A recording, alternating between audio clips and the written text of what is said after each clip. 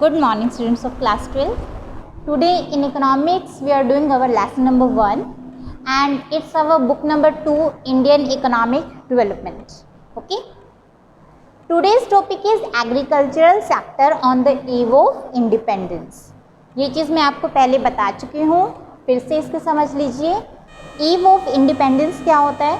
जब हमें आज़ादी मिलने वाली थी उससे थोड़े समय पहले, ठीक है, एग्रीकल्चरल सेक्टर की क्या स्थिति थी, कंडीशन क्या थी. जब हमारे देश के ऊपर ब्रिटिशर्स का राज था, उस वक्त हमारे जो कृषि क्षेत्र था, एग्रीकल्चरल सेक्टर था, उसकी स्थिति क्या थी, उसकी कंडीशन क्या थी. First is low production and productivity.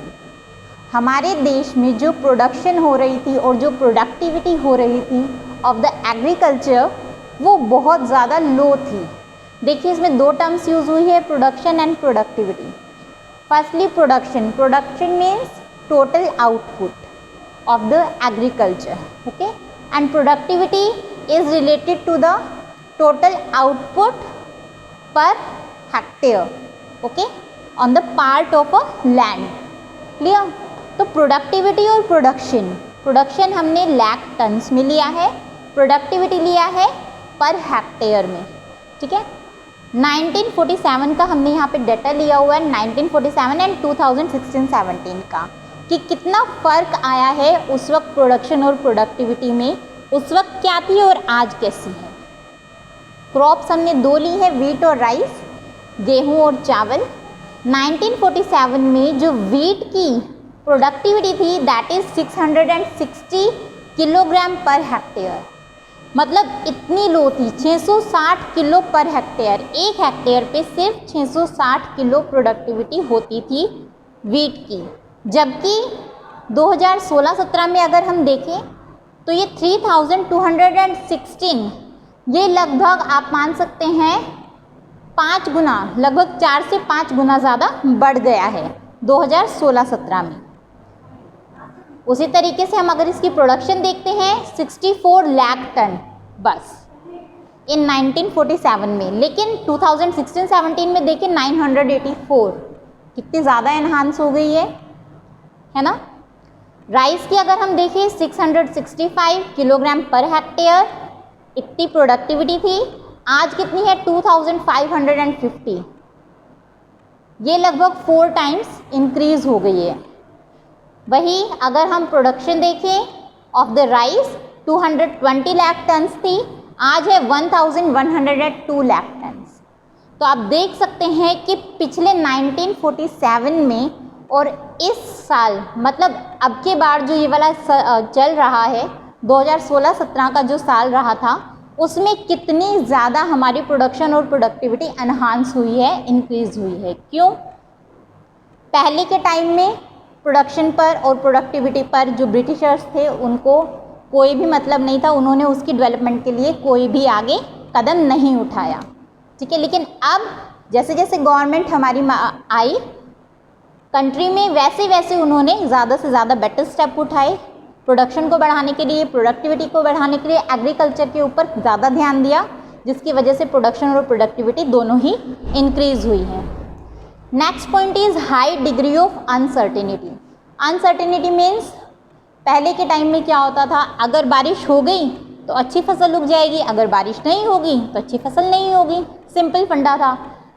पहले के टाइम में सिंचाई की चीज़ पर ज़्यादा ध्यान नहीं दिया जाता था. ठीक है. सिंचाई के नाम पर सिर्फ बारिश को ही महत्व दिया जाता था. बारिश के अलावा और कोई भी साधन नहीं था जिसके द्वारा जो किसान है अपने खेतों को सिंचाई कर सकें.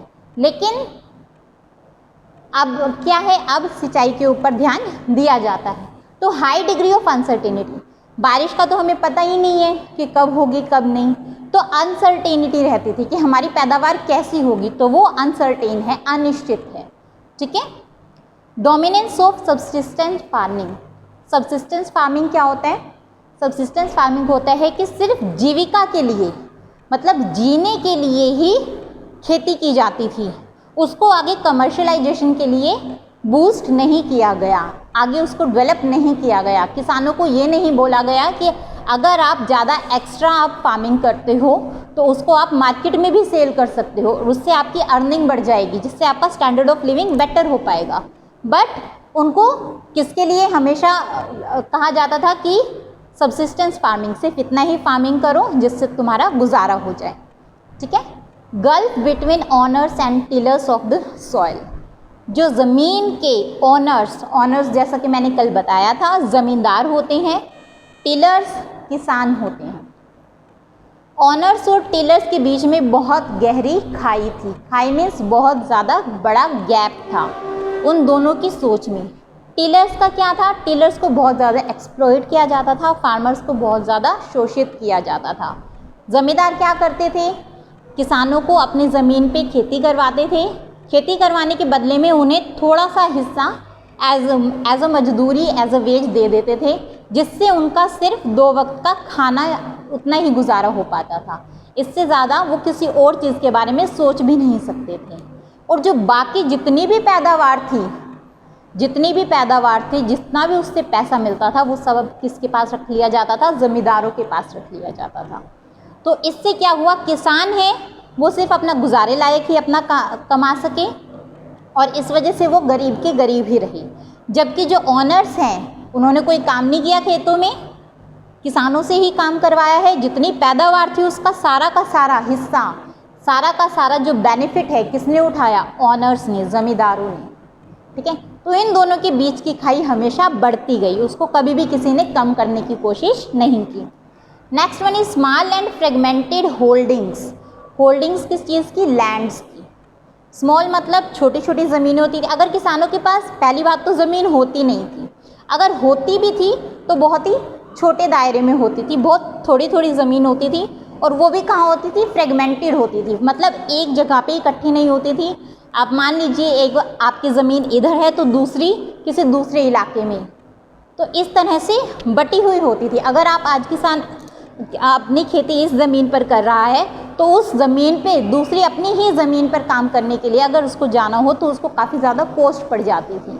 तो उसके पास खेत होते हुए भी कोई फ़ायदा नहीं था, क्योंकि उसको आने जाने में ही इतना खर्च हो जाता था कि वो अपने खेतों पे काम कर ही नहीं पाता था। ठीक है। Next one is land revenue system. Land revenue system means जो ब्रिटिशर्स ने ज़मींदारों के ऊपर लैंड रेवेन्यू सिस्टम बनाया हुआ था। उसमें क्या था, ज़मींदार सिर्फ अपनी जो भी पैदावार थी उसका थोड़ा सा हिस्सा किसको देते थे, ब्रिटिशर्स को देते थे। वेजेस के तौर पे थोड़ा हिस्सा किसको दे दिया उन्होंने, किसानों को दे दिया। और किसानों को देने के बाद क्या हुआ, जब उनके पास जितना भी बाकी बचा, थोड़ा हिस्सा ब्रिटिशर्स को दे दिया, थोड़ा हिस्सा किसानों को दे दिया, जो भी बाकी बचा हुआ है वो सारा का सारा हिस्सा उनके पास रहा। तो इस वाले सिस्टम में क्या रहा, लैंड रेवेन्यू सिस्टम में ज़मींदार ज़्यादा अमीर होते गए और जो टिलर्स हैं वो ज़्यादा गरीब होते गए। ठीक है। लैंड रेवेन्यू सिस्टम हमेशा ब्रिटिशर्स ने बनाए रखने की कोशिश की। Forced commercialisation of agriculture. Forced commercialisation क्यों हुआ एग्रीकल्चर का, जो ब्रिटिशर्स थे उन्हें गुड्स चाहिए होते थे। ठीक है। जैसे कि डाई वगैरह वो करते थे कपड़ों पे, तो उन्हें एक इंडिगो एक प्रोडक्ट होता है वो चाहिए होता था, तो इंडिगो की खेती करवाने लगे किसानों से। अब इंडिगो की खेती करवा रहे थे तो उन्होंने क्या किया, ज़्यादा से ज़्यादा खेती करवा के मार्केट में उसको सेल करवाया। पहले किसान सिर्फ अपने गुजारे लायक ही खेती करता था, लेकिन किसानों के ऊपर ज़ोर ज़बरदस्ती करके उनको इंडिगो की खेती करने के लिए मजबूर किया और उस खेती के बाद जो उनका जो भी एक्स्ट्रा जो उनकी पैदावार होती थी वो ब्रिटिश मार्केट में वो सेल कर देते थे, ताकि उनको रॉ मटेरियल है जो डाई और ब्लीचिंग के लिए वो अवेलेबल हो सके। ठीक है बेटा, अभी के लिए इतना ही। Thank you.